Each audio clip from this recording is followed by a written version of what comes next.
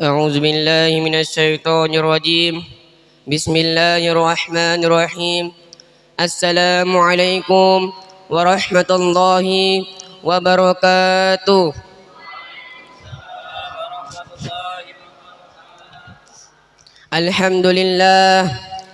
الحمد لله رب العالمين وبه نستعين على أمور الدنيا والدين والصلاة والسلام على أشرف الأنبياء والمرسلين وعلى آله وصحبه أجمعين أما بعد.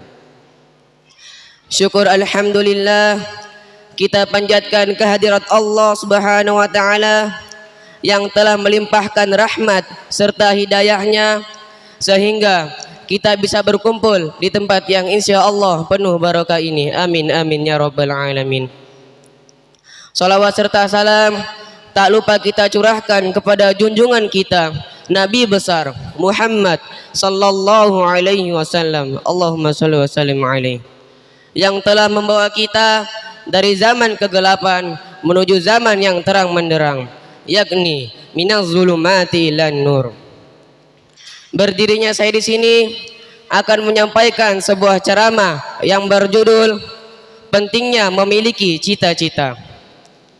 Jamaah sholat tarawih yang dimuliakan oleh Allah Subhanahu wa taala, sebagai muslim hendaknya kita punya suatu cita-cita.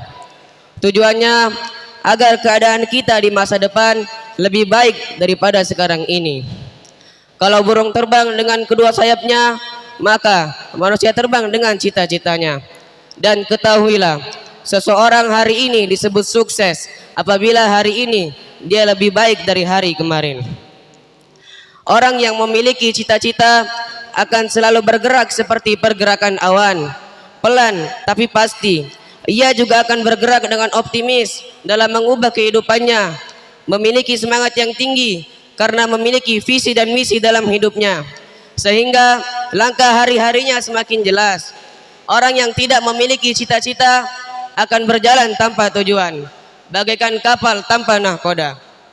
Contoh, Idul Adha kemarin saya tidak kurban karena saya tidak punya dan tidak mampu untuk membeli hewan kurban.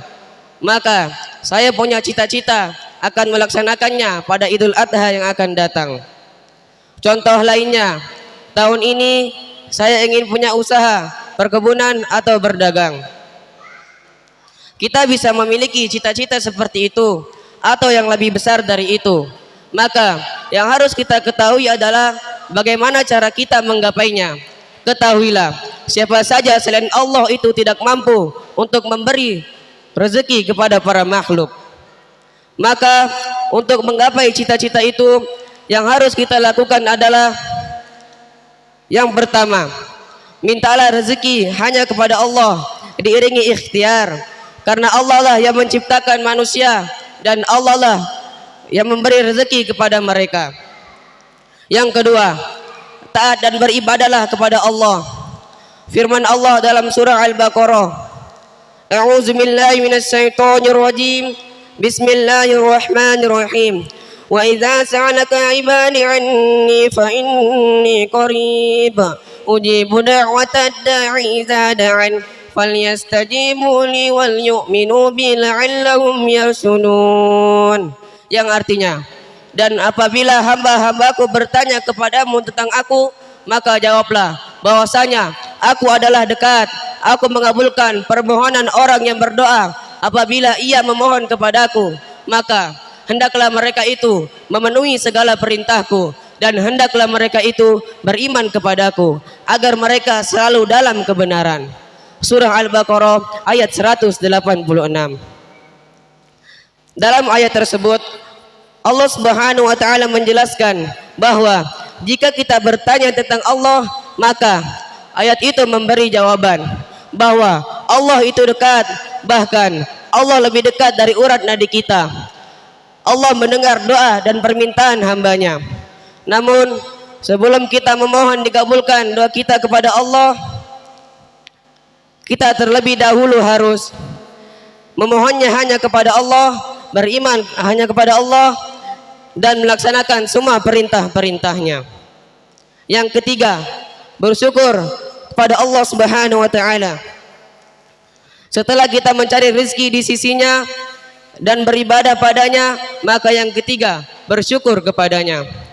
Firman Allah Subhanahu wa taala yang berbunyi, wa iz ta'azzana rabbukum la in syakartum la azidannakum wa la in kafartum inna azabi lasyadid.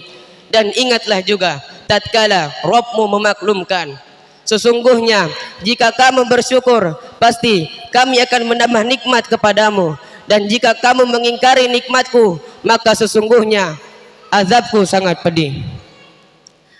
Jamaah salat tarawih yang dimuliakan oleh Allah Subhanahu wa taala, hendaklah dalam bercita-cita kita tidak hanya dunia saja, namun akhirat juga kita cita-citakan, karena kedua cita-cita itu perlu. Siapa yang bercita-cita untuk akhirat, maka dunianya akan mengikut, karena pada sisi Allah lah dunia dan akhirat.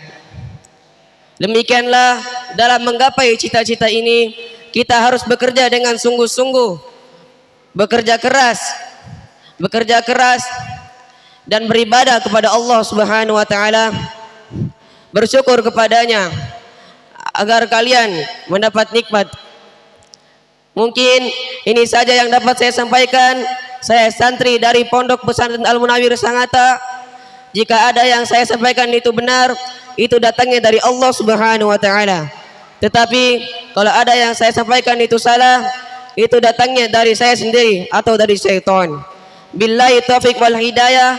Assalamualaikum warahmatullahi wabarakatuh.